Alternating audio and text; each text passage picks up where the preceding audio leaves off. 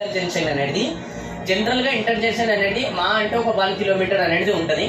కానీ ఈ త్రిబులార్కి సంబంధించిన ఇంటర్ జంక్షన్ వచ్చేసి ఇంటర్ జంక్షన్ రౌండ్ దిగేది ఎక్కేది 3 కిలోమీటర్ల డిస్టెన్స్ లో ఉంటుంది అనమాట.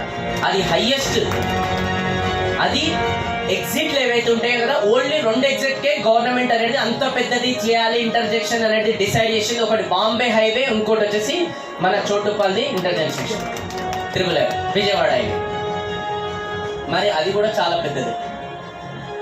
ఇవన్నీ ఎందుకు చోది ఒకటే చెప్తా చూడండి, హైవేకి ఉన్నది అదే కళ్ళు మూసుకొని తీసుకోవాలి.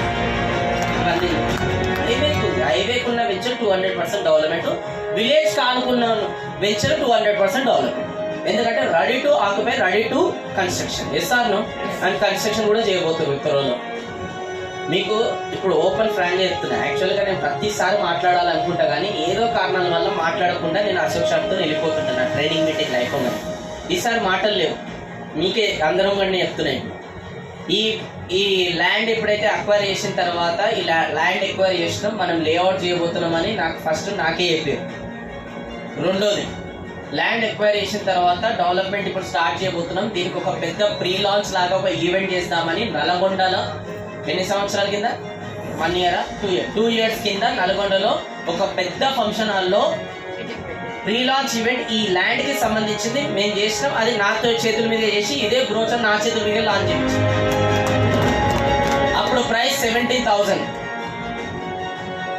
దాని తర్వాత step by step land development అవుతుంది. అండ్ ప్రతి 3 నెలలకు 4 నెలలకు ఏదో సందర్భంలో నేను ల్యాండ్కి వచ్చి చూసి పోతున్నాను నేను డెవలప్మెంట్స్ అన్ని కల్లారా.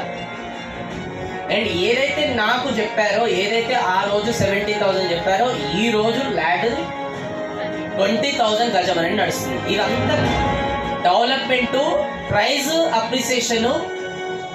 మీ ముందర ఎవరన్నా చూసిన వ్యక్తి అంటే నేనే, అది ప్రూఫ్. నేనే కంపెనీ డెవలప్మెంట్ చేస్తుందంతా. ఎందుకంటే అప్పుడు ఇదంతా డెవలప్మెంట్ లేదు, కస్టమర్కి ఇలా రాబోతుంది అనేది చెప్పారు అని నేనే చెప్పాను, ఇలా చేయబోతున్నారు అశోక్ సార్ అని. కానీ ఈరోజు అంతా అయిపోయింది, దానికి సాక్షి నేనే. అర్థమవుతుందా లేదా?